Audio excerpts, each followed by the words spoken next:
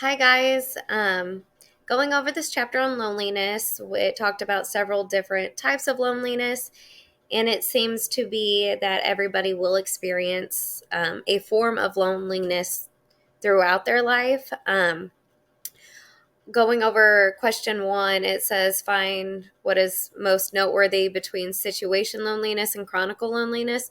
I, of course, picked up, I'm sure, as did you guys, that a situation loneliness is based off of a situation. It is temporary, and these people who experience this seem to connect with others to get them through.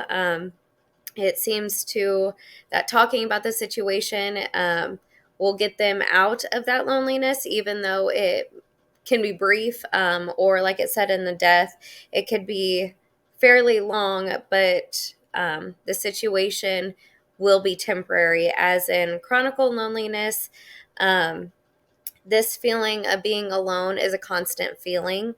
It does not go away. It is not a temporary thing. That the ones who experience this wake up every day, day in, day out, feeling as that they are alone, and they avoid intimacy, connection with other people.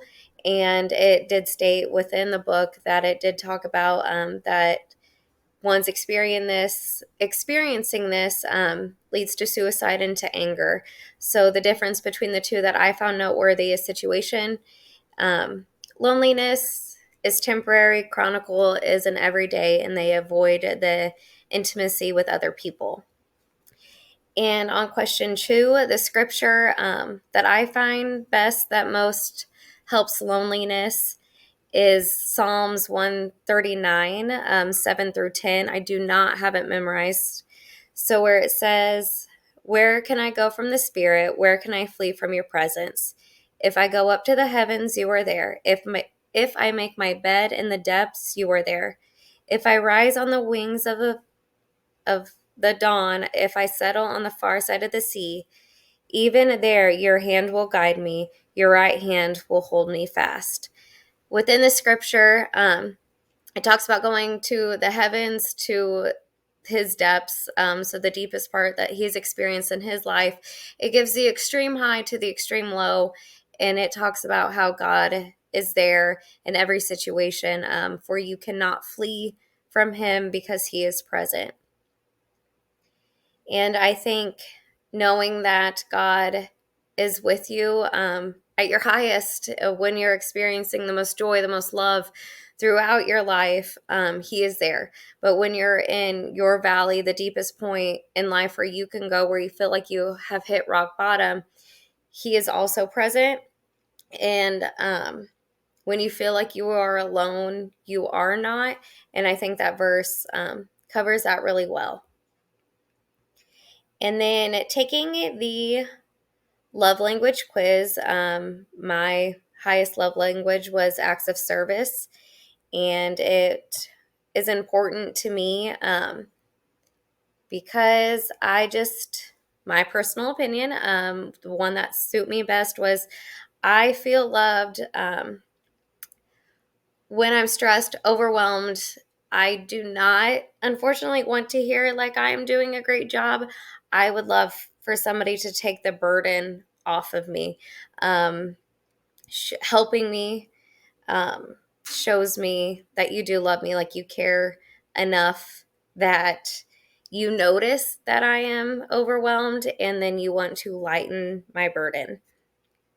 But I do think no matter what your love language is, it's important for anybody to feel that they are loved. And I think recognizing the love language, expressing on it, um, your love language will be met, but you will also be heard. They took time to understand what your love language is, and not only understand it, but then to act upon it. And then I think feeling heard can increase the sense of belonging in a relationship. Um, it's easier for words to come about and easier to be said than done. I'm sure everybody has heard that at some point in time.